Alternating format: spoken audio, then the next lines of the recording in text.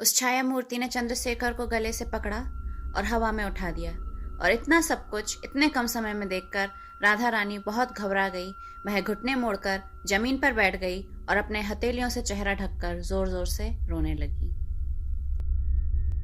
नमस्कार दोस्तों, मैं शाश्वती हालदार आज फिर आप सभी के सामने उपस्थित हूँ एक नई कहानी के साथ। Please please please like, share और कमेंट करना ना भूलें और सब्सक्राइब भी कर दीजिएगा। तो चलिए शुरू करते हैं आज की कहानी पाप। रात के अंधेरे के चादर को चीरते हुए एक छाया मूर्ति उस पुराने कुएं की तरफ बढ़ता जा रहा है। कोई रोको उसे। वह कौन है? वह उस तरफ ही क्यों जा रहा है? अंधेरे में किसी माया जाल में फंसे इंसान की तरह वह कदम कदम बढ़ाते जा रहा है। कोई है, कोई उसे बचा सकता है। कोई तो उसे बचाओ, कोई उसे रोको। हर सुबह जब सभी गांववासी जागते हैं तो सभी के मन में एक आशंका होती है, पता नहीं आज सुबह क्या खबर आएगी। कुछ महीनों से इस गांव में जो चल रहा है उस पर कोई विराम नहीं। इस गांव में इस समस्या को सुलझाने के लिए न जाने कितने ही जानकार, ओझा और सिद्ध पुरुषों को लाया गया है। सिवाय खर्च के उन लोगों ने और कुछ नहीं किया, ना ही कुछ कर पाए। इस घटती हुई घटना को पर कोई भी विराम नहीं लगा पाया। आखिरकार सभी से थक हार कर कामाख्या के बाबा जी को भी लाया गया, पर उससे तो कुछ हुआ ही नहीं, उल्टा उन्हें उनका पैर खोना पड़ा। गांव का एकमात्र माता मंदिर जो जमींदार के आंगन में है। कामाख्या वाले बाबा जी वहीं गांव की शांति के लिए हवन कर रहे थे और तभी बिन बारिश बिन बादल के एक बिजली गिरी मंदिर के पीछे वाले बरगद के पेड़ पर, और उसी के कंपन से माँ के हाथ से त्रिशूल फिसलकर सीधा आकर गिरा बाबा की जांघ पर। वहीं से संक्रमण, और जब अस्पताल ले जाया गया तब डॉक्टरों ने उनका पैर ही काट दिया। जाते जाते कराहते हुए दर्द में बाबा जी बोल गए थे कि जिस गांव में माता ही नहीं चाहती कि गांव की शांति के लिए पूजन हो, वहां कोई भी इंसान कुछ नहीं कर सकता। किसी के बस की बात नहीं इस गांव में शांति वापस लाने की। माता किसी कारण से रुष्ट हैं, पहले उनको मनाओ, फिर गांव की शांति की सोचना। आज जब चंद्रशेखर भोर के बाद ब्रश लेकर घर के बाहर के बड़े से बगीचे में घूम रहे थे तब जगन को दौड़कर आते हुए देखा। अरे जगन, का हुआ रे? ऐसे किधर भागे जा रहा है? तनिक ठहर ठहर। किताब नहीं मालिक, इतना ही आ रहे थे। आज भी बकुए में लाश मिली है, भाई खबर देनी थी तुम्हारे ने। फिर से लाश? इस बार कौन रे? शेखर ने अपनी भुएं से कोड़ ली और थोड़ा चिंतित होकर और गंभीर होकर जगन से पूछा।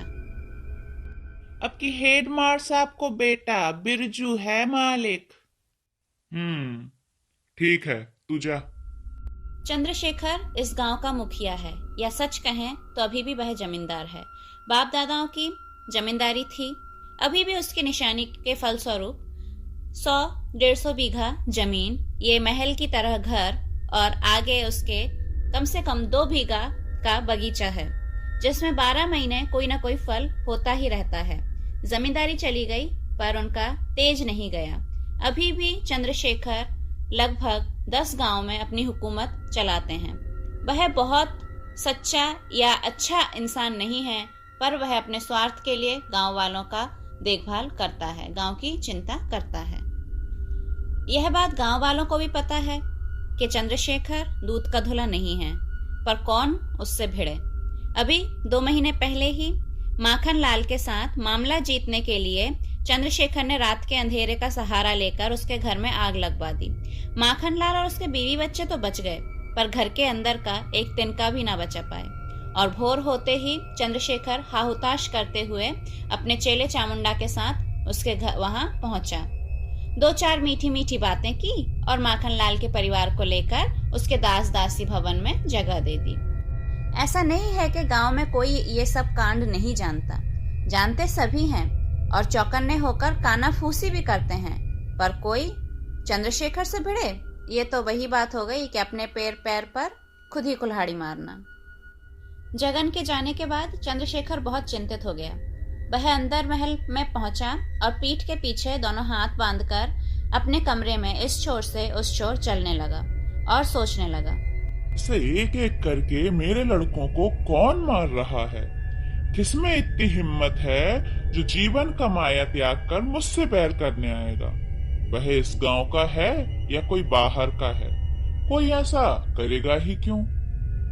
चंद्रशेखर 50 वर्षीय व्यक्ति हैं, सुदृश्य और व्यक्तित्ववान पुरुष। सुंदर स्त्री, 2 कन्या और 1 पुत्र संतान से घर भरा पूरा है। 10-12 दास दासियां सदैव मालिक के एक इशारे की प्रतीक्षा में रहते हैं। स्त्री बहुत सुंदर, कर्तव्य परायण और दयालु महिला है, पर जिसके शरीर में जमींदारी खून है वह कब एक विवाह से खुश हुआ है? नहीं नहीं नहीं, चंद्रशेखर ने एक से अधिक विवाह नहीं किया, पर उसकी सखियां भी कम नहीं थीं। गांव का माहौल देखते हुए और पुरानी सोच रखने के कारण दोनों कन्याओं का विवाह एक ही मंडप तले करा दिया। उनको पढ़ने लिखने का कोई भी मौका नहीं दिया और बेटे को शहर में रखकर पढ़ाई करवा रहे हैं। आज सुबह जो घटना घटी वह इस गांव में नई घटना नहीं है। कुछ महीने से हर 10-15 दिन बाद एक नौजवान की लाश उस पुराने से कुएं में मिलती है, कभी इस गांव का तो कभी पास वाले गांव का। उस दिन बिरजू का दाह संस्कार करने के बाद गांव वाले एक टोली बनाकर चंद्रशेखर के महल रूपी घर में पहुंचे। लगभग सारे पुरुष थे और कुछ महिलाएं भी साथ में थीं, जिन्होंने एक हाथ लंबा घूंघट किया हुआ था। उन सभी को देखकर चंद्रशेखर का खास दास, जिसका नाम रामू है, उसने सभी को सभा महल में रोका और अंदर मालिक को बुलाने चला गया। 15-20 मिनट बाद राजसी पोशाक, धोती कुर्ते में चंद्रशेखर हाजिर हुए। उन्हें आते देख सभी हाथ जोड़कर खड़े हो गए। चंद्रशेखर ने अपना स्थान ग्रहण किया और हाथ उठाकर सभी को बैठने का कहा। सारी महिलाएं यहाँ वहां कोना पकड़कर बैठ गईं। चंद्रशेखर राजकीय अंदाज में बोले, कहो, क्या कहना है? भीड़ में से एक बुजुर्ग सा इंसान खड़ा हुआ, जिसके पहनावे में मैली सी धोती और फटा सा कुर्ता था। वह हाथ जोड़कर खड़ा हुआ और उसी भंगिमा में कहने लगा, बेटा, ई गांव में जो का हो रहा है? अहंकार में चूर चंद्रशेखर तमतमाते हुए वज्र गंभीर स्वर में बोला, काका, कितनी बार कही है, बेटा नहीं मालिक बोलो, हमसे मालिक बोलो। बात कान में न जाती तुम्हारे? चंद्रशेखर की यह सारी बातें सुनकर वह बूढ़ा व्यक्ति, जो लगभग चंद्रशेखर के पिता की आयु का था, सर झुकाकर खड़ा हो गया और उसके पास में बैठे एक व्यक्ति खड़ा हुआ और फिसफिसाकर बोला, काका, तुम बैठ जाओ, हम बात करते हैं। वह बूढ़ा व्यक्ति अपमान बोध मन में लिए संकुचित होकर बैठ गया और वह दूसरा व्यक्ति ने बोलना शुरू किया, मालिक, गांव में जो कछु हो रहा है वासे सभी बहुत डर गए हैंगे।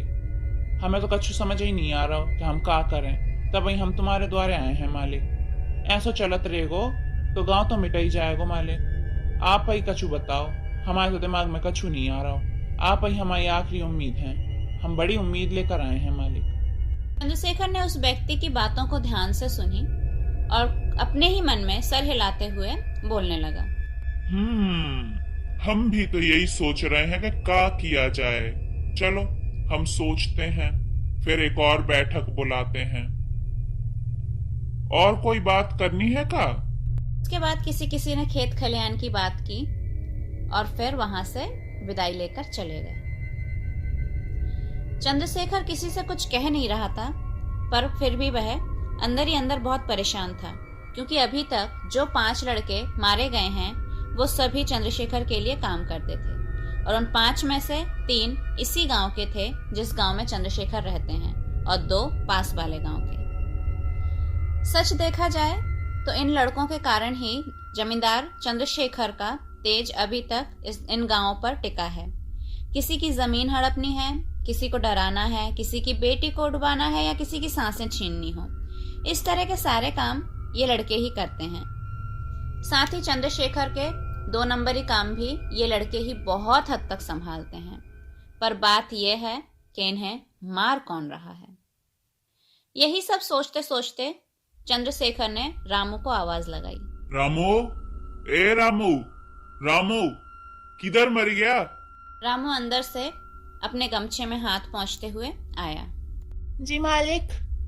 चंद्रशेखर ने रामू को भौहें संकुचित करके एक पल देखा और आदेश की भंगिमा में उससे बोला, जा गांव वालों को खबर कर दे, आज चौपाल पर बैठक बैठेगी। रामू ने हाथ जोड़कर हाँ की भंगिमा में सर हिलाया और वहां से निकल गया। शाम हुई। एक एक कर गांव के सभी पुरुष एकत्र होने लगे चौपाल पर। कुछ घरों से वयस्क महिलाएं भी आई हुई थीं। सभी उद्विग्न थे, पता नहीं मालिक ने बचाव का कोई रास्ता निकाला भी है या नहीं। भीड़ में हल्की सी गुंजन चल रही थी। सभी एक दूसरे से पूछ रहे थे कि क्या बात है। तभी रामू और चंद्रशेखर वहां पहुंचे।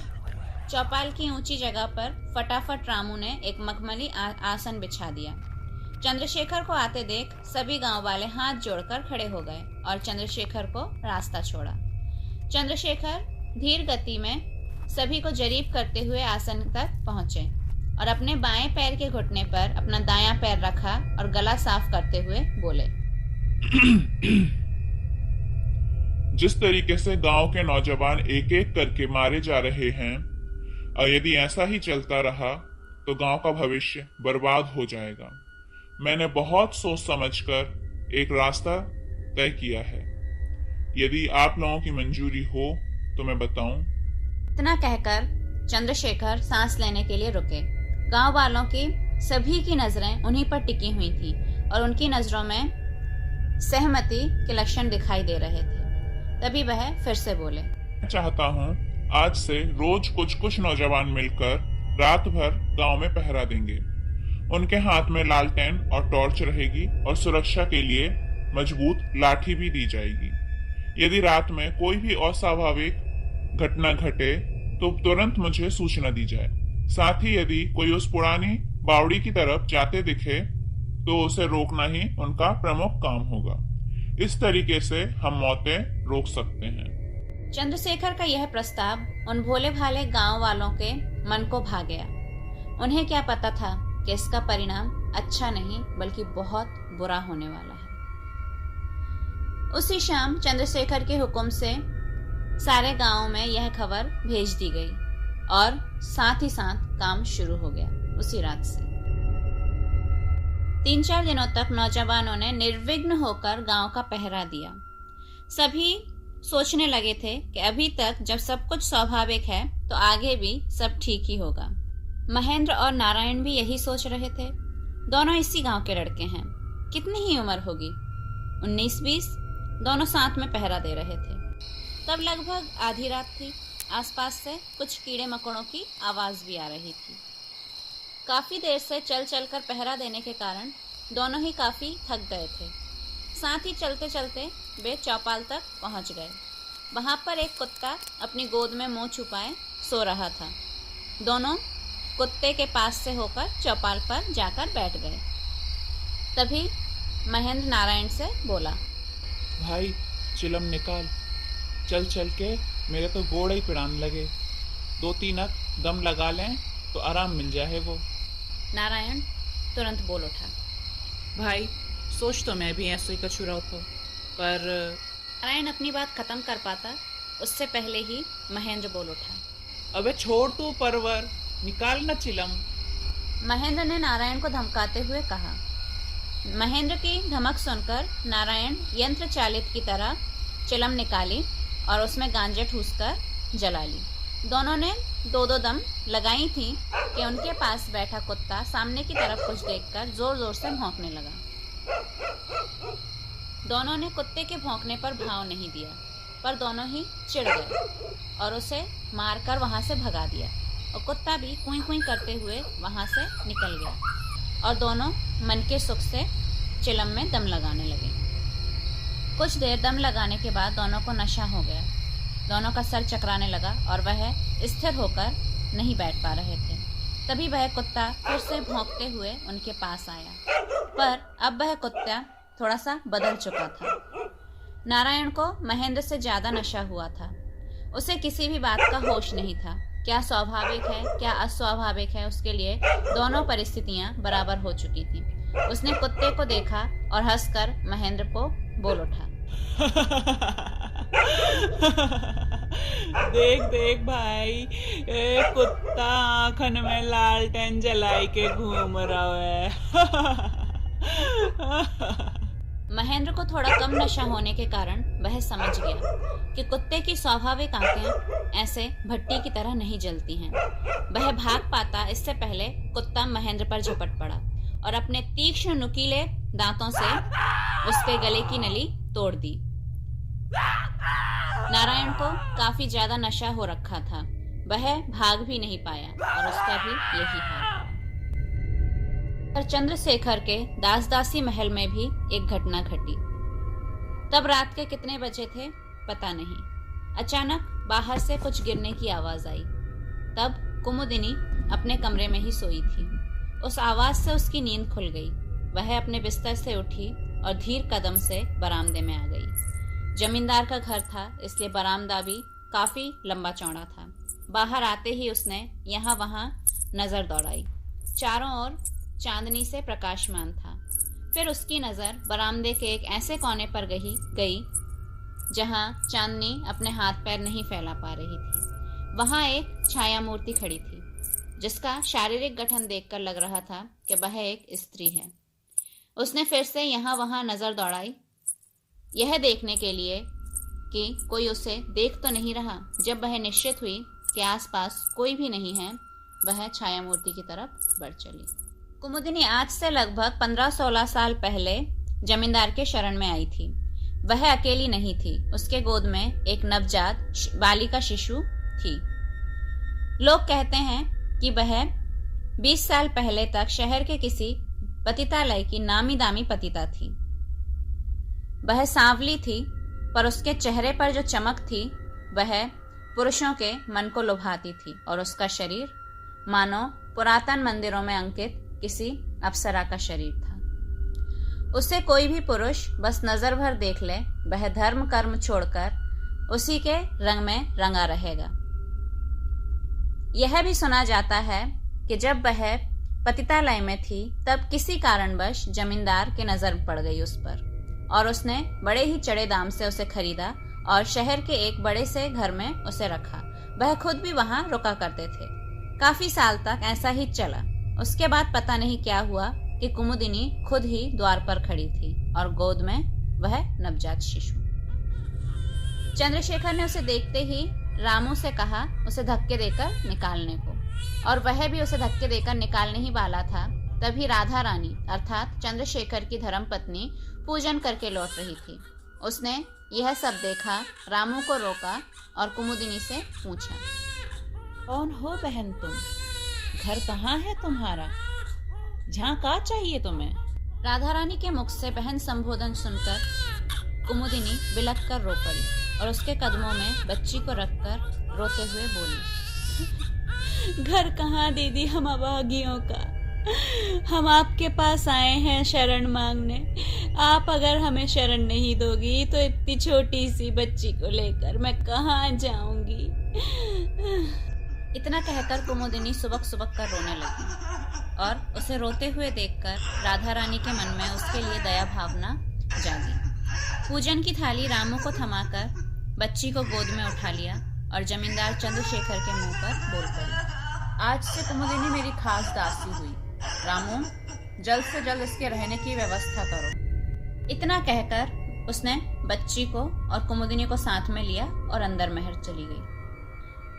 चंद्रशेखर के ऐतराज होने के बाद भी कुमुदिनी उसी घर में रहने लगी।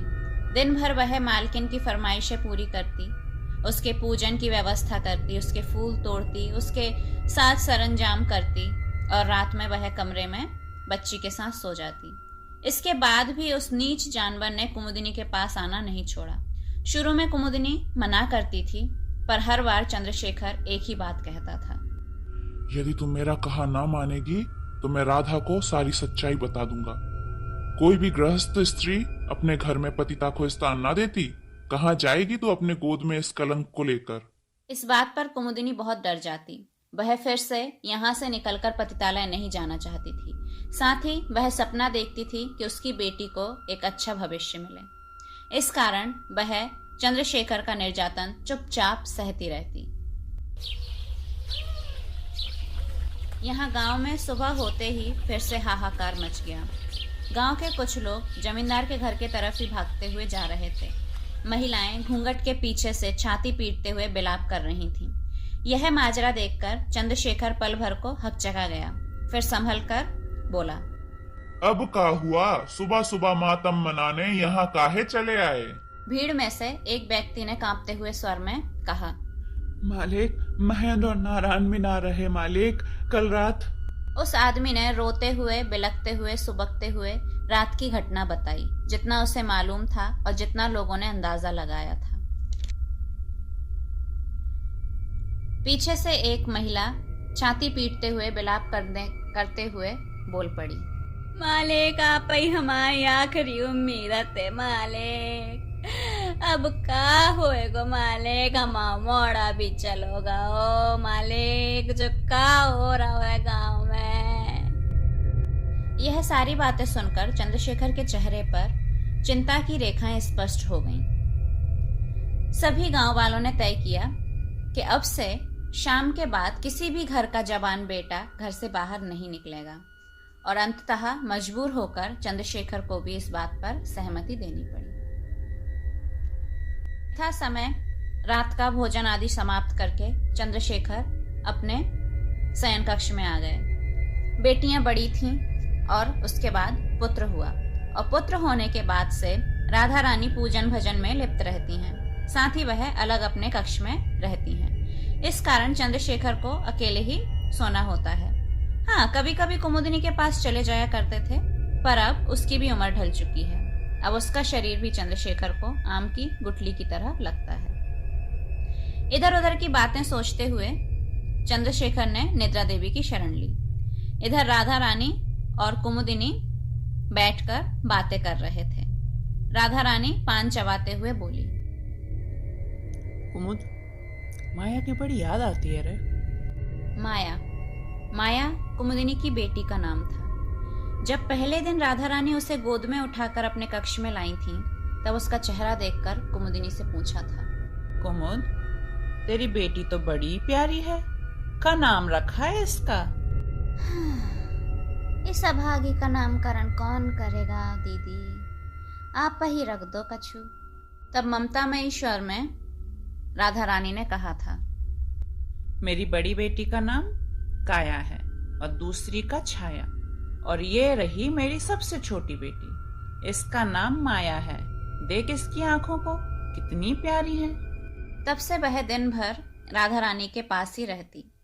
दिन भर उसकी माँ राधा रानी के कामों में व्यस्त रहती और वह काया और छाया के साथ दिन भर खेलती रहती। जब वह बोलना सीखी तो राधा रानी को बड़ी माँ, कुमुदिनी को माँ, और राधा रानी के बच्चों की तरह वह भी चंद्रशेखर को बाऊजी कहती। वह राधा रानी के साथ साथ रोज मंदिर जाती, फूल तोड़कर लाती और राधा रानी के साथ ही पूजन भजन बड़े भक्ति भाव से करती। उसका रोज का था माता के मंदिर जाना। वह 10 साल की उम्र में ही किशोरी जैसे लगने लगी थी और 15 साल के होते होते वह पूर्ण वयस्का लड़की की तरह लगती थी। राधा रानी अपनी बेटियों की तरह उसकी जल्दी शादी करने के पक्ष में नहीं थी। एक दिन कुछ लोग चंद्रशेखर से मिलने शहर से आए थे। उस समय किसी काम से रामू अपने गांव गया हुआ था। चंद्रशेखर अपने दोस्तों को हमेशा फार्म हाउस पर ही लेकर जाता था। उस दिन भी उसने वही किया। जाते जाते उसने आदेश दिया कि दोपहर का खाना वहीं भिजवा देना। फार्म हाउस गांव से कुछ दूरी पर खेतों के बीचों बीच था, जहां से आसपास कोई भी घर नहीं था। सिर्फ जहां तक नजर जाए खेत ही खेत, और उसके आसपास वाले खेत सारे चंद्रशेखर के ही थे। फार्म हाउस में जाने के रास्ते पर ही वह पुरानी बावड़ी पड़ती थी और गांव के लोगों का मानना था कि वहां पर भूत प्रेत का साया है। इस कारण से शाम के बाद कोई भी वहां जाना अच्छा नहीं समझता था। चंद्रशेखर हमेशा अपने दोस्तों के साथ इसी फार्म हाउस पर ही बैठता था, क्योंकि घर पर 2 नंबरी काम की बातचीत करना समझदारी नहीं है। इस कारण से उसने यह व्यवस्था कर रखी है। साथ ही राधा रानी की कठोर निषेधाज्ञा थी कि घर में किसी भी तरह का मादक पदार्थ का प्रवेश नहीं होगा। पर शहर से आए दोस्तों का गला ना भीगे तो गले से आवाज ही नहीं निकलती। दिन ढलते ढलते शाम हो चली थी। इधर महल में शोरगुल पड़ गया। राधा रानी और कुमुदिनी ने हाहाकार जड़ दिया। माया को खाना लेकर मालिक के पास भेजा था, अभी तक घर नहीं आई। राधा रानी उसे भेजना नहीं चाह रही थी, पर माया और कुमुदिनी ने कहा कि अभी दिन है, देकर आ जाएगी, इस कारण उसे भेजा। पर शाम हो चली है, अभी तक उसका कोई अता पता नहीं। गांव वालों में इतनी हिम्मत तो नहीं कि जमींदार के महल में रहने वाली किसी लड़की पर बुरी नजर डालें। फिर वह गई कहाँ? शाम को चंद्रशेखर लौटा तो राधा रानी और कुमुदिनी दौड़कर उसके पास पहुंचे। राधा रानी ने चिंतित स्वर से उससे पूछा, सुनिए जी, माया कहाँ है? चंद्रशेखर ने भारी मिजाज से कहा, माया कहाँ है मतलब? मैंने माया को खाना लेकर आपके ही पास भेजा था, पर उसे तो 1-1.5 घंटे में लौट आना चाहिए था, पर वह अभी तक घर नहीं पहुंची। राधा रानी विनती के स्वर में हाथ जोड़कर चंद्रशेखर से बोली, सुनिए, उसे माया को ढूंढने की कोशिश कीजिए। आप लोग भेजिए, आप लड़कों को भेजिए, उसे ढूंढने की कोशिश कीजिए। आप कहीं से भी मेरी माया को लेकर आइए। राधा रानी के मुंह से इतना सब सुनकर चंद्रशेखर भी चिंतित हो उठा और उसने तुरंत ही रामू से कहकर लोग भेजे उसे ढूंढने के लिए, पर उसका कोई पता ना चला। माया के खो जाने के लगभग 10 दिन बाद उसका मृत शरीर उसी पुरानी बावड़ी के पानी में मिला, जिस पर एक धागा मात्र भी नहीं था। उसके शरीर का कोई भी अंग ऐसा नहीं था जहां कोई घाव ना हो। गांव की लड़की होने के कारण कोई सोच भी नहीं सकता था कि यह काम गांव के ही किसी ने किया है। सभी उस बावड़ी को भूतिया मानते ही थे। अब और अलग अलग भूतों की चर्चा होने लगी। पर कुमुदिनी, वह तो मां थी। उसका मन इन सारी बातों से भ्रमित नहीं हुआ। उसके मन में बार बार एक ही ख्याल आ रहा था कि हो ना हो उसकी बेटी के साथ गांव के ही किसी इंसान ने कुछ किया है, और वह इंसान कौन है शायद वह जानती है। बेटी की यह हालत देखकर वह तो लगभग पागल होने ही बैठी थी। राधा रानी ने उसे संभाला और बड़ी मुश्किल से वह शौक से उभर पाई। इधर चंद्रशेखर बहुत गहरी नींद में थे। रात कितनी थी पता नहीं, पर अचानक उनके कानों पर कोई आवाज आई और उनकी नींद खुल गई। पता नहीं क्या सोचकर वह बरामदे में आ गए और इधर उधर देखने लगे। जैसे ही उनकी नजर नीचे की तरफ पड़ी, वह पल भर को चौंक गए। चांदनी में स्पष्ट रूप से समझ में आ रहा था कि नीम के पेड़ के नीचे कोई खड़ा है। अधूरी चांदनी में चेहरा समझ नहीं आ रहा था, पर नारी मूर्ति है यह स्पष्ट था। पता नहीं क्यों उनके शरीर में उत्तेजना बढ़ने लगी। ठीक से देखने के लिए वह टॉर्च उठाने अंदर गए। उन्होंने उनकी विदेशी टॉर्च उठाई और बाहर आ गए। बाहर आकर फिर से नजर डाली तो वह अभी भी खड़ी है। उन्होंने तुरंत ही टॉर्च जलाई और नीम के पेड़ की तरफ ताक की, पर कहाँ कौन? वह हकचका गए, फिर तेजी से चिल्लाने लगे, रामू, राजू, रघु, कहाँ हो सभी? ऐसे ही आवाज लगाते हुए वह हाथ में टॉर्च लेकर घर की सारी लाइट जलाते हुए नीचे आ गया। उसकी गुरु गंभीर चित्कार से सभी हड़बड़ी में नींद से जाग गए और सभी अपनी आंखें मलते मलते सीढ़ी के पास पहुंच गए। इधर राधा रानी और कुमुदिनी भी अपने अपने कमरे से निकल आई थीं। रामू हाथ जोड़कर नींद भरी आवाज में बोला, मालिक, क्या हुआ? इतनी रात गए? वह अपनी बात पूरी कर पाता उससे पहले चंद्रशेखर गरज पड़ा, सारे चौकीदार मर गए हैं क्या? देखो, बगीचे में एक चोरनी घुस आई है। इतना सुनते ही कोई डंडा तो कोई झाड़ू, जिसके हाथ में जो आया वह लेकर बगीचे में ढूंढने के लिए निकला, पर कहीं कोई नहीं मिला। मुख्य द्वार पर चौकीदार सजग थे। उनका भी कहना था कि कोई उनकी नजर से बचकर अंदर नहीं जा सकता, जाना संभव ही नहीं है। सारी बातें सुनने के बाद राधा रानी कुछ धिक्कार और कुछ चिड़चिड़ाकर चंद्रशेखर के उद्देश्य में बोली, सुनिए जी, आपकी उम्र हो रही है, आंखों की नजर भी कम हो रही है। पता नहीं क्या देखा और रात दोपहरी में हंगामा कर दिया। जाइए, सो जाइए। आप भी शांति से सो जाइए और हमें भी सुकून दीजिए। इतना कहते कहते उसने हाथ जोड़ लिया। इतना सुनकर चंद्रशेखर को अपने किए पर शर्मिंदगी होने लगी और वह उल्टे पैर अपने कमरे की तरफ चला गया और वह सोच रहा था, मैंने एक जमाने में उड़ती हुई पंछी का शिकार किया है, पर आज इतना बड़ा धोखा खा गया। उम्र भी तो कम नहीं हुई, पर क्या शेर कभी बूढ़ा होता है? चंद्रशेखर के जाने के बाद सभी एक एक करके अपने कमरे की तरफ चले गए। यदि किसी ने ध्यान दिया होता तो देखता कि कुमुदिनी के चेहरे पर एक तिरछी सी हंसी आ गई है। इस घटना के बाद चंद्रशेखर अपने कमरे में आकर लेट गए, पर सारी रात उन्हें नींद नहीं आई। वह बिस्तर में करवट बदलते रहे। अगली रात चंद्रशेखर फिर से यथा समय अपने बिस्तर पर थे, पर उनकी आंखों से नींद गायब थी। वह करवट बदल रहे थे।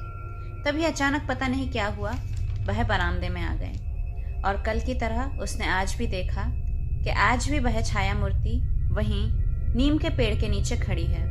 फिर से उसने टॉर्च जलाकर देखने की कोशिश की, पर कुछ भी नहीं दिखा। वह चुपचाप अपने कमरे में आकर लेट गया। साथ ही इस उम्र में भी वह एक तीव्र काम उत्तेजना अनुभव कर रहा था। वह उस रात भी नहीं सो पाया। 2 रात लगातार नींद न होने के कारण उसका शरीर और आंखें थक चुकी थीं। वह बहुत असहाय और बहुत कमजोर महसूस कर रहा था। अगली रात वह एक कुर्सी ले जाकर बरामदे में उस छाया मूर्ति की प्रतीक्षा करने लगा। रात पड़ने के साथ साथ सन्नाटा भी अपना पैर पसार रहा था। तभी उसने देखा कि वह छाया मूर्ति यथा स्थान पर उपस्थित है, पर आज उसकी भंगिमा कुछ अलग है। उसे देखते ही चंद्रशेखर ने वही काम उत्तेजना का अनुभव किया।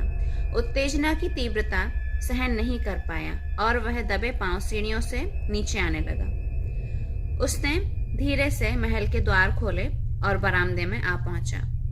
अब उसे एक आवाज सुनाई दी, आओ चंद्रशेखर, आओ मेरे पास। वह खुद को नहीं रोक पाया और ज्ञान शून्य होकर उस छाया मूर्ति की तरफ बढ़ चला। पास आते ही उसे उसकी गलती का एहसास हुआ। उसने छाया मूर्ति को पहचान लिया, पर अब बहुत देर हो चुकी थी। वह छाया मूर्ति से 3-4 फीट की दूरी पर ही था और छाया मूर्ति कोई और नहीं, माया थी, जिसकी मृत्यु कुछ महीने पहले हो चुकी थी। वह अस्पष्ट शब्दों से बोल पड़ा, तू यहाँ कैसे? तू तो...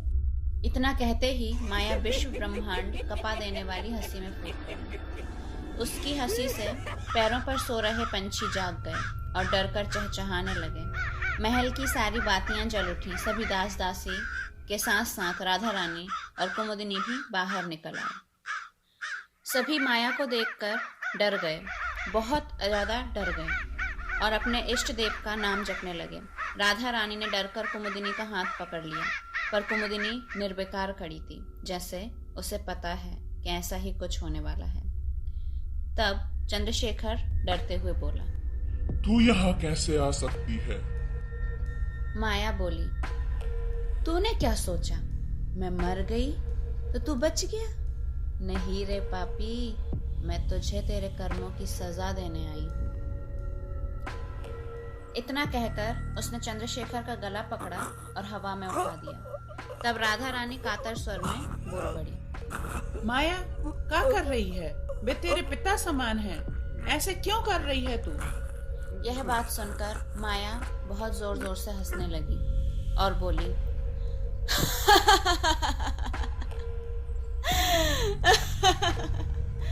हाँ बड़ी माँ, हाँ, ये मेरे पिता समान है। या सच कहूँ तो ये मेरे पिता ही हैं, पर इसने जो मेरे साथ किया वह एक पिशाच भी नहीं करता। इतना कहकर उसने चंद्रशेखर को हवा से नीचे फेंक दिया और उसके सीने पर पैर रखकर बोली, क्यों रे पापी, तू ही सब बताएगा या मैं बोलूं? चंद्रशेखर कराहते हुए बोला, मैं बताता हूँ। कहकर उसने बोलना शुरू किया। आज से लगभग 20 साल पहले जब मैं काम के सिलसिले में शहर जाता था, तब मेरा एक व्यवसायी दोस्त मुझसे एक दिन बोलता है, चल गाना सुनकर आते हैं। मैं बिना कुछ सोचे समझे उसके साथ हो लिया। वह मुझे एक पतितालय ले गया। वहां मैंने कुमुदिनी को देखा। उसका रूप देखकर मैं घर संसार सब भूल गया। कुछ दिन मैंने लगातार वहां आना जाना किया। फिर कुमुदिनी को वहां से खरीदकर शहर के एक मेरे छोटे से घर में ले आया। जब भी मैं शहर जाता मैं उसी के पास रुकता। मैं जब भी उसको देखता मैं सब भूल जाता। कुछ सालों तक सब ठीक था, पर एक दिन अचानक कुमुदिनी बोली वह माँ बनने वाली है।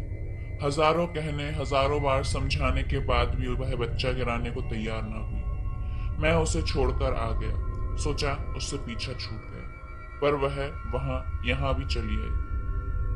और वह बच्चा कोई और नहीं, माया ही थी। मेरा घर था, पत्नी थी, बच्चे थे। ऐसे में एक पतिता के बच्चे को मैं अपनी पहचान कैसे देता? इतना कहकर वह रुक गया। तब राधा रानी झुंझलाते हुए बोली, आपने माया के साथ क्या किया था उस दिन? वह दर्द में कराहते हुए बोला, उस दिन भी मेरे वही सब दोस्त आए थे। माया को देखकर वह स्थिर नहीं रह पाए और शराब का नशे में वह होश गवा बैठे। और बोल ना पापी, जो शब्द तू मुंह पर नहीं ला सकता, तूने इतना नीच काम किया है। इस पर राधा रानी व्याकुल हो उठी और बोल पड़ी, माया तू बता, क्या हुआ था उस दिन? बड़ी माँ, उस दिन तुम्हारे लाख मना करने पर भी मैं खाना लेकर बाबूजी के पास गई। सोचा बाबूजी तो अपने हैं, उनसे कैसा डर। और गांव के सभी लड़के बाबूजी के डर से मुझे बहन मानते थे। पर मुझे क्या पता था कि जिस पर मुझे सबसे ज्यादा विश्वास है वही मेरे साथ ऐसा करेगा। बड़ी माँ, उस दिन जब मैं खाना लेकर वहां पहुंची तब बाबूजी ने मुझे बहुत प्यार से पास बुलाया। मैं भी सरल मन से उनके पास जाकर बैठ गई। मैं उन लोगों की अभिसंधि नहीं जान पाई। फिर बाबूजी के एक दोस्त ने मुझे फार्म हाउस के रसोई में बुलाया और खाना परोसने का बोला। मैं अंदर गई और मेरे पीछे पीछे बाबूजी और उनके दोस्त भी पहुंच गए और मुझ पर झपट पड़े। बड़ी माँ, मैंने बहुत हाथ पैर जोड़े कि मैं किसी से कुछ नहीं कहूंगी, मुझे छोड़ दो। पर इन नर पिशाचों ने मुझे नहीं छोड़ा, मेरा एक एक अंग नोच खाया। बड़ी माँ, इतने करने पर भी इन्हें शांति नहीं मिली। बाबूजी ने उनके 10 लड़के बुलाए, उन्हें शराब दी और मेरे साथ छोड़ दिया। और वे बारी बारी मेरे साथ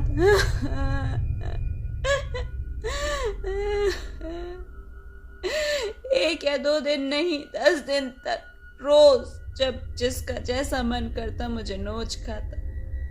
सभी को उनके किए की सजा मिली। आखिरी यह बच्चा है सबसे बड़ा पिशाच, जिसने खुद की बेटी को तक नहीं छोड़ा। इतना कहकर माया चंद्रशेखर के सीने पर बैठ गई और उसका गला दबा लिया। यह सब देखकर राधा रानी व्याकुल होकर चीख उठी। माया छोड़ दे उन्हें। मैंने बचपन से तुझे किसी भी चीज की कमी नहीं होने दी है। देख, मैं उनकी गलती की माफी मांगती हूँ। तू उन्हें छोड़ दे। यदि तू मुझे माँ मानती है तो उसे माफ कर दे बेटी, माफ कर दे, उसे छोड़ दे। माया यह सुनकर तीव्र आक्रोश में झुंझला उठी और बोल पड़ी, बड़ी माँ, यदि मैं तुम्हारे कोख से जन्म लेती तो भी तुम यही करती। जो मेरे साथ हुआ वह छाया और काया दीदी के साथ होता तब भी आप यही कहती ना। यह सुनकर राधा रानी घुटने मोड़कर बैठ गईं और जोर जोर से रोने लगी। उधर माया चंद्रशेखर का गला कस के पकड़ लिया। चंद्रशेखर कुछ देर तक छटपटाया और उसके बाद उसके कान से उड़ गए। माया शांत स्वर में बोलने लगी, बड़ी माँ, लड़कियों की सुरक्षा के लिए जब तक लड़कियां खुद अस्त्र नहीं उठाएंगी तब तक वह सुरक्षित नहीं हो सकती। हमें सदा सिखाया जाता है कि शाम के बाद हमें घर से बाहर नहीं निकलना है, बिना काम के हमें घर से बाहर नहीं निकलना है, किसी से बात नहीं करनी है। पर लड़कों के विषय में तो ऐसा नहीं है। लड़कों को तो पूरी छूट होती है, कहीं भी जाओ, किसी से भी कैसे भी बात करो। जिस दिन लड़कों को यह संस्कार देना शुरू कर दिया उस दिन एक भी लड़की असुरक्षित नहीं होगी, क्यों हमें सीता की कहानियां सुनाई जाती हैं, सावित्री की पतिव्रता धर्म की कहानियां सुनाई जाती हैं? हमें बचपन से दुर्गा या काली बनने का उपदेश क्यों नहीं दिया जाता? जिस दिन से सारी माँओं ने अपनी बेटियों को दुर्गा और काली की कहानी सुनाना शुरू कर दी, उस दिन से इस ब्रह्मांड में कोई भी नरपिशाच फिर से जन्म नहीं लेगा। सारे संस्कार, सारे नियम, सारे धर्म लड़कियों के ही क्यों होते हैं बड़ी माँ? लड़कों के ऊपर ये लागू क्यों नहीं होते? यदि लड़कों को सिखाया जाए कि सभी को अपनी बहन या माँ की दृष्टि से देखें, तो क्या समाज नहीं सुधर सकता? क्यों हमें ही हमेशा सिखाया जाता है कि पति ही सब होता है? क्यों लड़कों को नहीं सिखाया जाता कि पत्नी ही अकेली तुम्हारी सारी जिंदगी है? क्यों वो इधर उधर सभी जगह मुंह मारता फिरता है? यदि ये ज्ञान लड़कों को देना शुरू कर दिया तो यह समाज सुरक्षित रहेगा, बेटियां सुरक्षित रहेंगी। फिर वह कुमुदिनी से बोली, जाओ माँ, मंदिर का द्वार खोलो, आज से माँ पूजन लेंगी। जब तक माँ की बेटियां सुरक्षित नहीं, तब तक माँ पूजन ग्रहण कैसे कर सकती है? जाओ माँ, आज से गांव में चारों तरफ शांति ही शांति होगी। इसी के साथ समाप्त होती है आज की कहानी। अगर कहानी पसंद आई हो तो लाइक, शेयर, कमेंट, तो सब्सक्राइब करना ना भूलें। धन्यवाद।